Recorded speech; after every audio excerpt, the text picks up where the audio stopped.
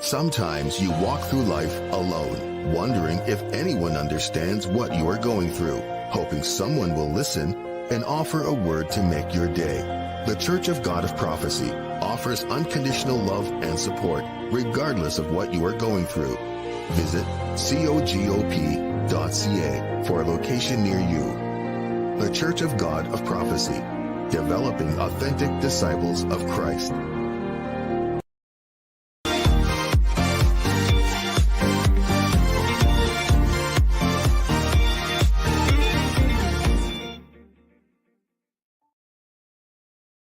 To another segment of Let's Talk. I'm your host, Woodroe Thompson.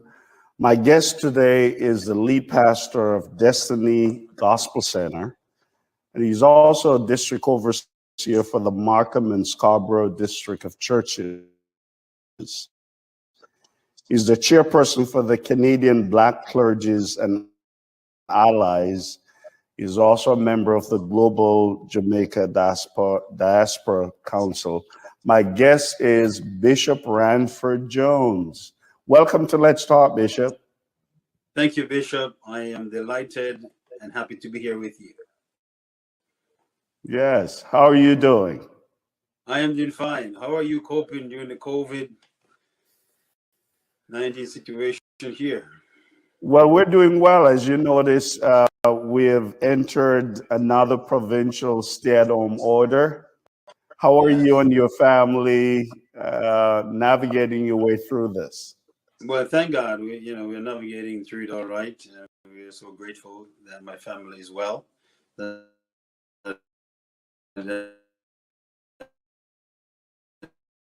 is the bottom line, the key thing. Right. Now, as a lead pastor of Destiny Gospel Center, what are some of the things that you're doing to keep in touch with your congregation during these difficult times? Pastors are having to become creative, thinking of creative ways to minister and keep in touch with the congregation. What are some of the things you're doing? Exactly. That is such a key, pivotal question. Because we got to be really innovative in this time. Right. In fact, we got to learn to become really adaptable to the modern way of doing church, and that is virtual. Right. I have been doing church virtual since last year. We have not been back in the building as yet. So hence, we have to dig deep in our creativity, seeking the Lord, to give us fresh ideas and new ways how to do things.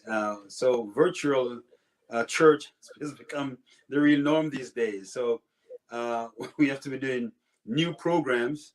I have, developed different programming. Morning time, we have a program called Morning Musing, where we have a devotion and a time that we go into the Word, go to church. We have a daytime prayer session, 12:30 every day. We have members. We are praying and just seeking the Lord during this time. Thursday night, we also have another program called Voice of Destiny, where we just come for a time of reflection on prayer. That also right. With our regular Wednesday night Bible study, our Sunday service, and Friday night we have our youth service. So we try to keep ourselves really occupied purposefully, not just right. Occupied just to occupy space, but we got to bring program in so that our people can be encouraged, because people get weary in this virtual space. So Right. we got to be innovative in our thinking and the way how we do things. It seems like ministry keeps us very busy during this time, doesn't it? Indeed, Bishop. Yes. Yeah. Now, on January 30th of this year, there was a launch of a new initiative called the Canadian Black Clergy and Allies. What was the Yes. vision behind this new initiative? Yes. The Canadian Black Clergy and Allies was conceptualized out of the idea of last year's incident that all the world have come to know. It has been pivoted with the killing of George Floyd in the United States. And Right. that, I think, hit the nerves for people globally. Right. Not just black people, but people right across the world. People are upset about that kind of imagery that they saw on the television of this Right. police officer kneeling on the neck of George Floyd and literally murdering him right there. So there are many voices that came out of that experience, and we thought that the church should have a very positive voice in that dialogue. Right. Hence, we can galvanize some of our more prominent church leaders, especially in the GTA here. And Right. we thought that we would give a voice, a reasonable, righteous voice in that discourse. And Right. hence, we have brought a group of clergies together and allies so we can work together to give that voice to our community. Okay. Good. Did you wrestle with the name? Why the name Canadian Black Clergies and Allies? Yes, we have wrestled and morphed and prayed about it. We have had some great discussions about the, the naming of it, examining the pros and the cons of it. But we believe that because the house that was on fire Right. was the house of the black folks. Amen. Our Right. house was on fire. Right. So we want them to understand that because our house is on fire, we're looking for our people to come together. If others are not helping us out that fire, we got to find a way to come together to out that fire, so to speak. And Right. and saying that we got to come together as one community, one voice, along with some allies. It's not just us by ourselves. We're looking for like-minded people who want to see the scourge of racism in society, but especially anti-black racism. We want to see that kind of scourge, go away from society. We have a lot of work Right. to do, but we believe that it is possible. So, Bishop, you would say then that this is not just limited to Black clergies. No, absolutely not. We want our allies, our friends, our associates who are out there. We want you to come alongside with us and join along with us so we can work together to ensure that this scourge goes away from us. Because it does not only affect our community per se. Correct. Right. It will affect the other parts of society. So Right. society has got to come together to find a solution for this kind of a scourge that is out there. Right. So, what are some of the initiatives that CBCA is working on? Yes, our mission and vision is pretty clear. Our vision is that we want to create an environment of hope, equity, and prosperity for our people. Right. And our vision is really to see the dismantling of the infrastructure that has guarded that kind of racism in society. There's an infrastructure that this whole concept is built upon. Right. And it has affected our people for the last 400-500 years or so. And some people don't Wow. like for us to go back into history, Right. but we cannot discard history. History tells us what happened in the past, and Right. even as we live in a modern contemporary society today, we see so much of the same kind of racism that still prevail in society, and there's an Right. infrastructure that facilitates that.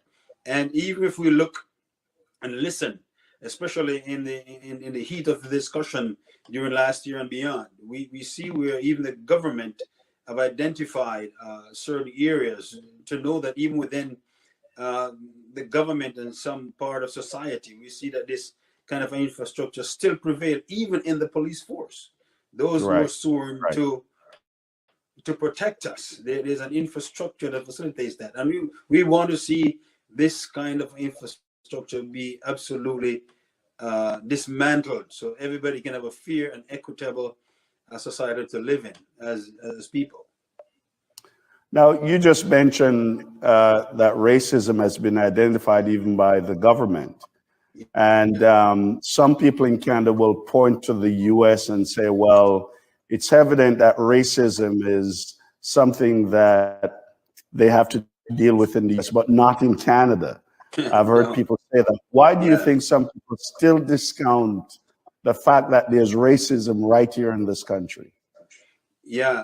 Some people, that's a fallacy. Some people will have that kind of understanding, but until you have sat or walked in the place of a black person who have Right, been discriminated against, who have been prejudiced against, who have been biased against, and who have been brutally affected even by the right, police system, right, uh, you can make that false assumption.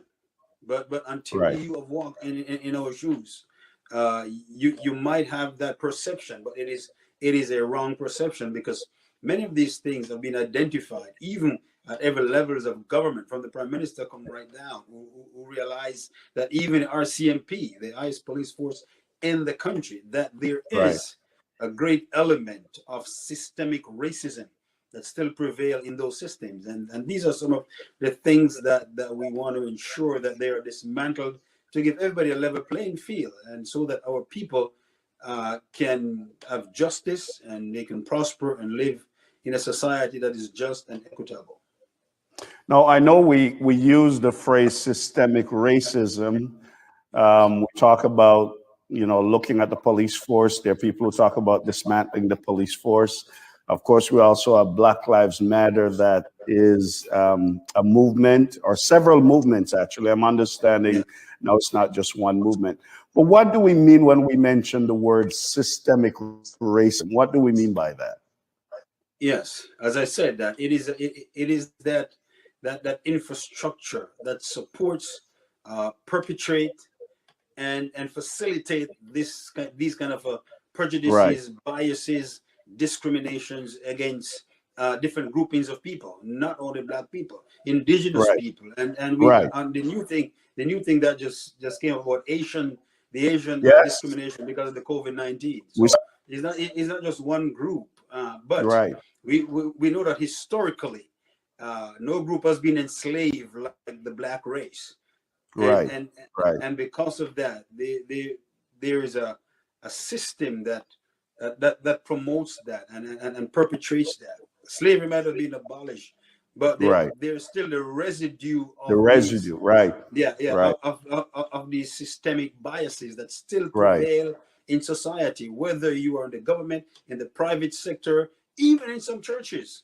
Yes, Yes, yeah, even in some that churches is still sad. have these kind of systemic structure that they work with, and it is sad, it is ungodly, and these things must be dismantled in society. Well, Bishop Jones, we're going to continue the conversation. We're just going to take a quick break. Please stay with us. We'll be right back after this break. Thank you. Sometimes you walk through life alone, wondering if anyone understands what you are going through, hoping someone will listen and offer a word to make your day. The Church of God of Prophecy offers unconditional love and support, regardless of what you are going through. Visit cogop.ca for a location near you. The Church of God of Prophecy, developing authentic disciples of Christ. On the Let's Talk television program, we share solutions to real-life problems with real people, showing how faith guides everyone through the storms of life. We talk about tough issues that affect all generations. Our conversations help you learn, grow, and lead. Help us continue with this great work by partnering with us today. Call 905-625-1278, extension 233, or visit letstalkca.org. We look forward to your partnership with us to change lives. Let's Talk, revealing the heart of Christ through engaging media conversations.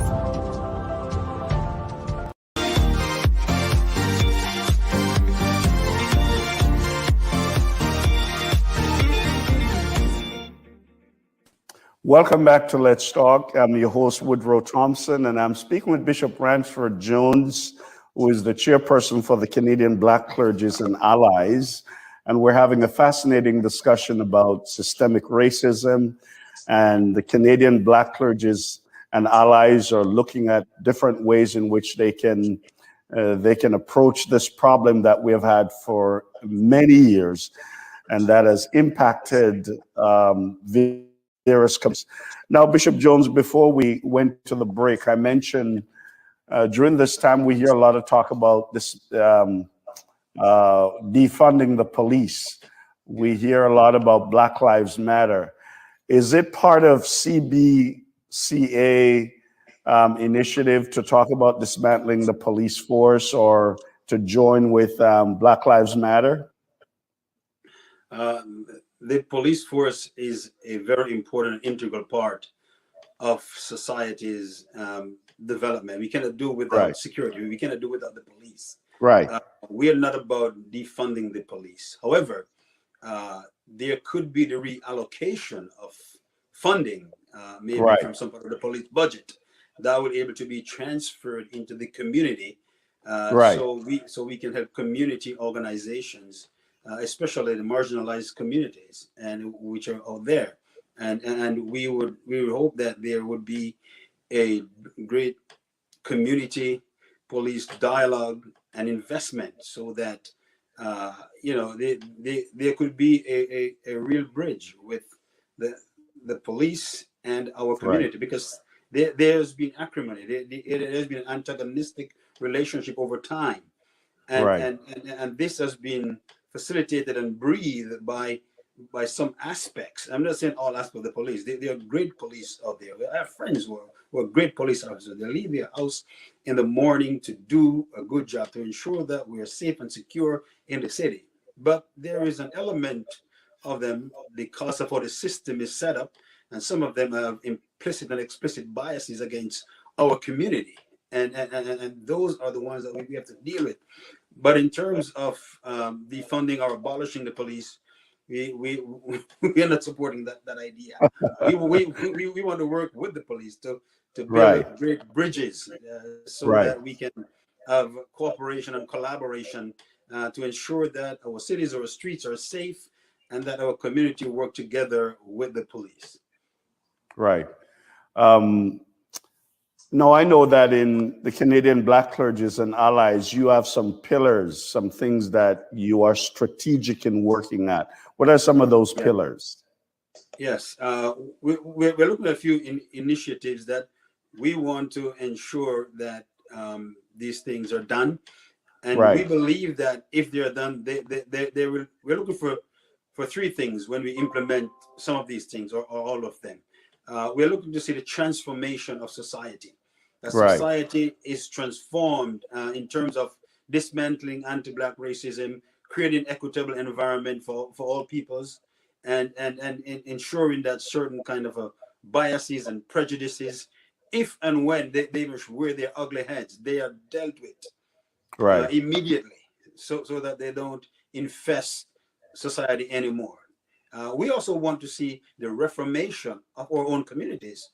We have problem in our own community. There are issues that we have to deal with in our community, even the aspect of gun violence and certain things within our own community. And we know that we have some bad eggs in our community that we, as a people, as a church, have to work together to ensure that those kind of things are also dealt with. And we also want to see reconciliation among our people groups, that we can live together in harmony and unity, and live in a just society where everybody feel free to live and to express themselves and to just have a great society. But some of the things that we are focusing on, as we call them, some of our initiatives, we want to see reformation in these areas, but we also want to help to be a great part of the solution.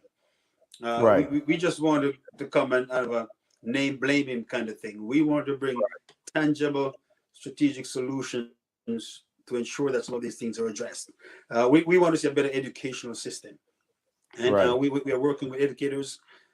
We want to see our people work in areas where they have political leadership. Right. For example, even our province here that we live, we are the most multicultural place. Right. Even in the government, we don't even have blackface in this government. So we want to see our people rise Right. to the level of leadership where the power brokers are, where they can present our ideas so that everyone can understand our perspective also. Right. We also looking at economic development. We believe that where there's that disparity, where there's element of poverty, then those things breathe other negative things. So we want to Right. see our society becomes economically viable in that, and we have some things that we're working on with different stakeholders and different people.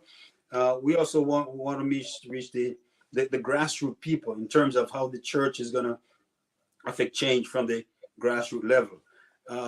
We have two intervention programs right now. We are partnering with Dr. Pat Francis, implementing Acorn to Oak program for young Right. people, especially those who might have had minor infractions with the law. Instead of they Right. going to jail and tarnish themselves, we send them to a church in the program where they can get help, get rehabilitation, and come back into society, and in spite of what their infringement was. We also have another program, even that's what your son is doing, and we also want to work along with him to implement that Skills for program. life. That's more, Yes.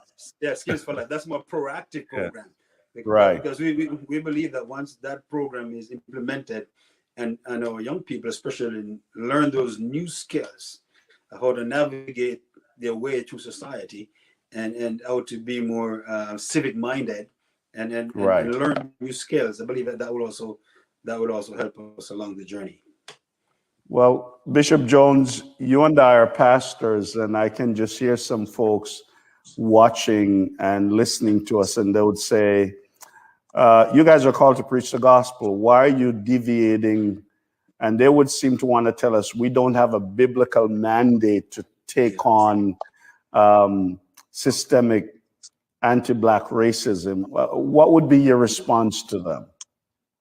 Yes, some people don't believe that the church should involve in these kind of social issues, but you can find a more radical preacher than Jesus, and he said that I have come to heal the brokenhearted, to give back sight to Right. the blind, set at liberty Right. them that are bruised.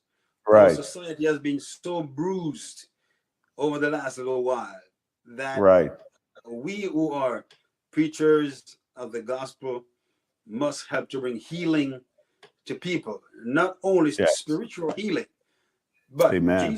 Jesus said that I came that you might have life and have it more Yes. abundantly. So Jesus was concerned about the life that we live here and now, but Right. he also gives us eternal life in the future. Right. But he was very much concerned about the life that we live now, and wherever there is injustice for any people group at all, I believe that the church must have a voice to correct those injustices.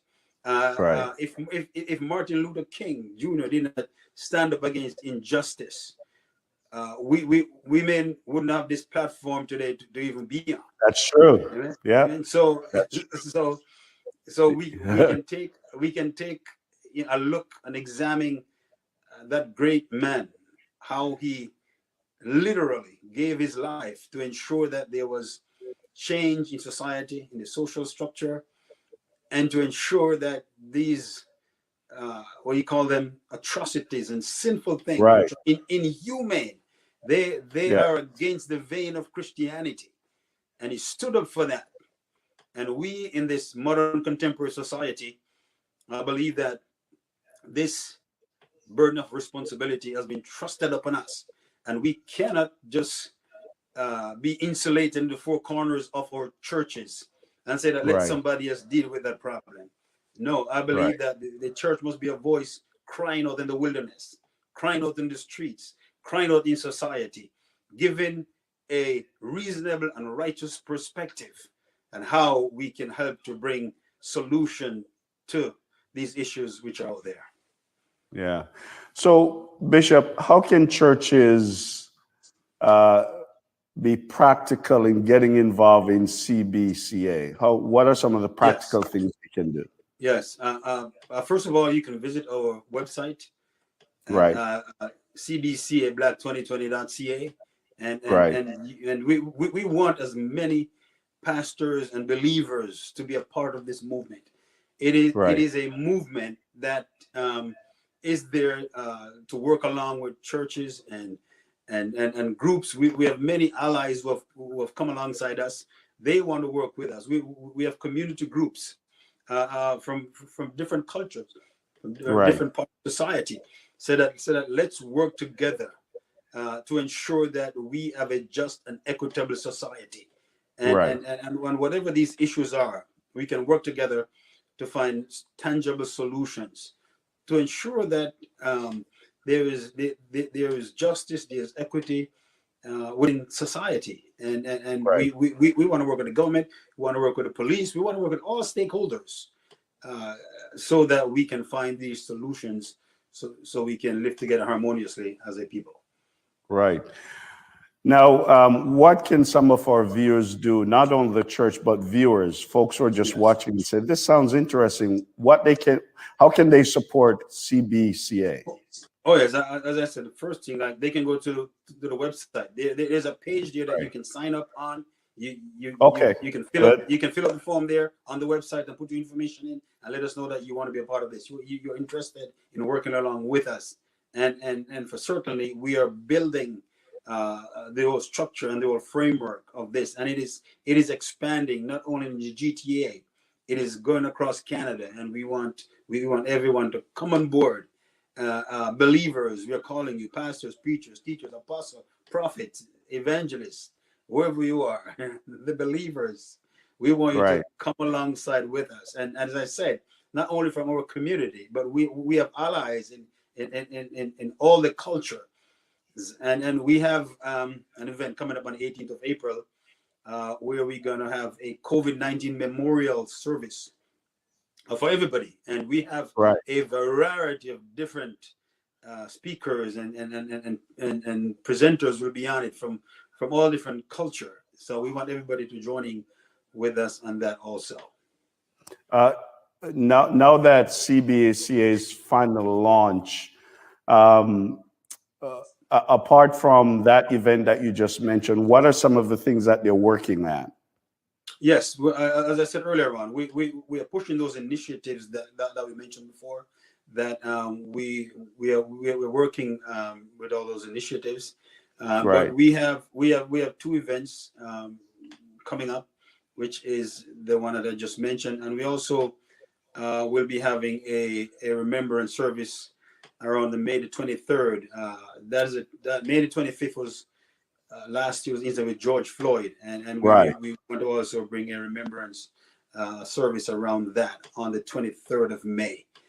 Information will be on the website, but we also want everyone to get engaged and get involved in that, because when we know that over the course of last year there have been many voices marching, Yes. protesting, and discussions about the whole issue of anti-Black racism. We do not want this to die. We Yeah. want this. We want us to stay alive. So people must realize and recognize that we're going to hold society responsible. That the changes that has been proposed, even by the government, that we're holding Right. them responsible and accountable to ensure that these changes are made, so we can see the tangible changes in society for the betterment of everybody, but for the betterment of our people, because our house is the one that has been burning on fire for a Right. long time. and we need to help make sure that the fire is out from our houses. Yeah. Well, Bishop Jones, it's been a pleasure having you here, and Let's Talk. Thank you, sir. Thank you for the information you've shared. And I just pray God's blessing on you and the initiatives that you're working on. God bless you. Thank you very much, Bishop. It was a pleasure being here with you. Thanks again for the opportunity. And God bless Pleasure you on your program God also. bless. Let's Talk. Thank God you. bless. Thank you. Thank you. Well, that's all the time that we have for Let's Talk. We'd like to remind you again that you can find us on YouTube. And I'd like to ask that when you go to the YouTube channel that you'll subscribe, you will like the program if you like it. You'll also share with us some comments. We'd love to hear from you. You can also find us on our website, letstalkca.org. You can also find us on our administrative website, which is cogop.ca. You can find us on Facebook as well. And like I said, would love to hear from you. So please let us hear your thoughts as to how you've been enjoying the show. And would like to remind you to keep praying for us. You have heard Bishop Jones share with us from the Canadian Black Clergies and Allies, and there's some upcoming events. Would like for you to join us. We're trying to do our part in making sure that we address systemic anti-Black racism among us and racism in different communities, not only the Black community. I think as a church and as ministers and Christians, we're called to address inequality and injustices wherever we see it. The Bible talks about a God who is a God of justice. And so as Christians, we're called to address those things. So I'd like for you to join us, partner with us, and help us to fight this good fight. I want to thank you again for joining us. God bless you. Let's keep talking, and we'll see you next time. God bless. On the Let's Talk television program, we share solutions to real-life problems with real people, showing how faith guides everyone through the storms of life. We talk about tough issues that affect all generations. Our conversations help you learn, grow, and lead. Help us continue with this great work by partnering with us today. Call 905-625-1278, extension 233, or visit letstalkca.org. We look forward to your partnership with us to change lives. Let's Talk, revealing the heart of Christ through engaging media conversations. Sometimes you walk through life alone, wondering if anyone understands what you are going through, hoping someone will listen and offer a word to make your day. The Church of God of Prophecy offers unconditional love and support, regardless of what you are going through. Visit cogop.ca for a location near you. The Church of God of Prophecy, developing authentic disciples of Christ.